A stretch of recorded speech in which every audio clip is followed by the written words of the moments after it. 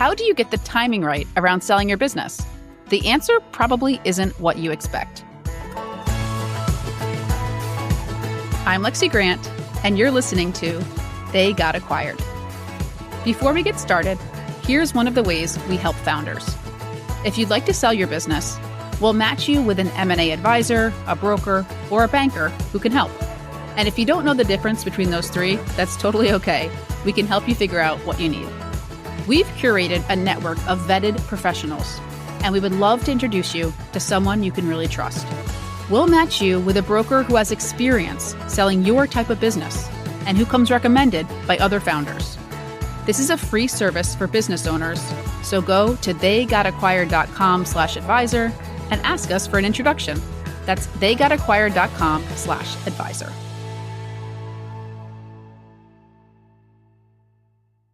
I spoke on a panel at a conference recently, and someone asked, how should founders think about getting the timing right for an acquisition? I get why founders ask this question. It feels like such a high-stakes decision. You've poured your heart into building something, and now you're trying to figure out when is the perfect time to exit. Most founders think this is all about timing the market perfectly, selling when valuations are sky high and buyers are throwing money around. But here's the thing, that's actually not the most important factor.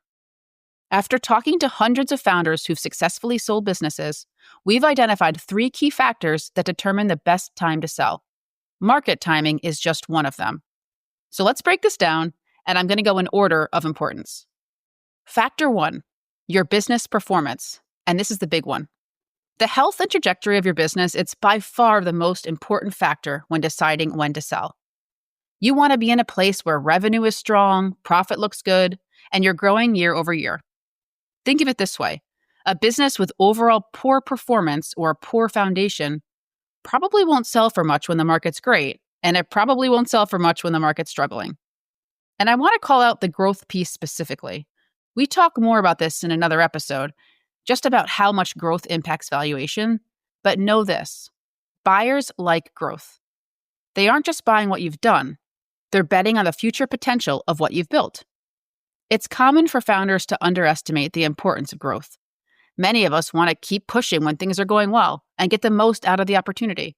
And of course, if you want to keep growing your business, that's a great choice. But if you do want to sell eventually, the ideal time is when your business is on an upward trajectory. Rather than waiting for peak performance, you want to sell while you still have runway ahead of you. Okay, next is factor number 2, your personal energy. And this is the one that everyone forgets about. This is so undervalued, but it's absolutely critical for a successful sale. If you want to sell sometime, your goal should be to sell well before you burn out. Here's why. Selling can be draining. The process typically takes 3 to 9 months, and you have to maintain your business performance while managing the sale process. I can't tell you how many founders say that this is basically like doing 2 full-time jobs. So you want to have gas in the tank to optimize your business, navigate the sale process, maintain strong business performance throughout, and handle everything professionally.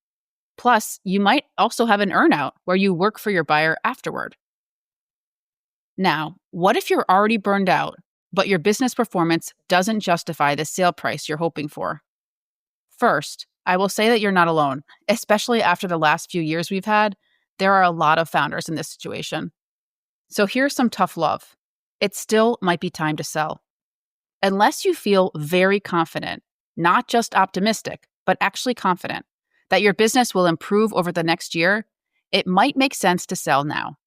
I've seen too many founders hold on just a little bit longer, thinking they can pull their business out of a hole, only to sell later for less than they would have gotten initially. That's exactly what happened to one founder we wrote about, Talia, who sold a content business after it peaked.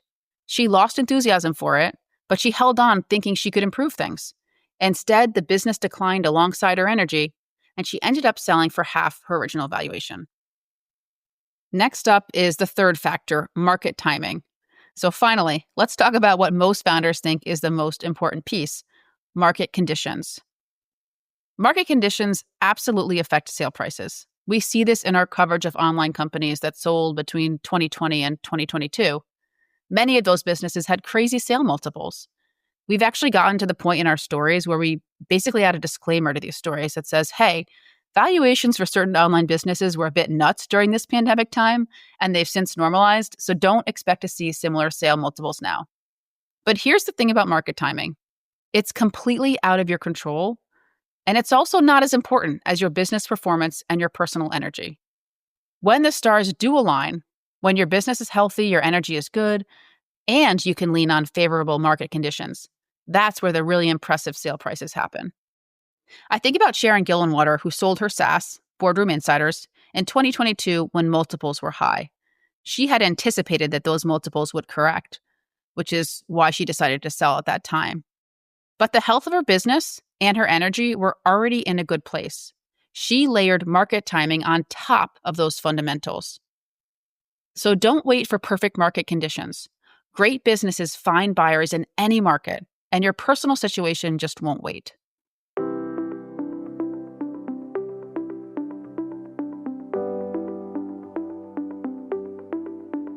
If you're solid on business performance and personal readiness, and you want to sell, it's probably a good time to start exploring it, regardless of whether market conditions seem perfect. Because here's the uncomfortable truth. There's never a perfect time to sell your business. There will always be reasons to wait. Maybe you can grow 20% more next year, or interest rates might come down, or you want to hit that next revenue milestone. All of these moves might make sense for you. I talk to founders every week who are strategically putting the pieces in place to optimize in these ways. But if you're waiting for perfect timing, don't. Your business might plateau, your energy might decline, or market conditions might change. Your goal shouldn't be perfect timing. It should be recognizing when conditions are good enough and making the most of it. That's it for us today. Thanks for listening.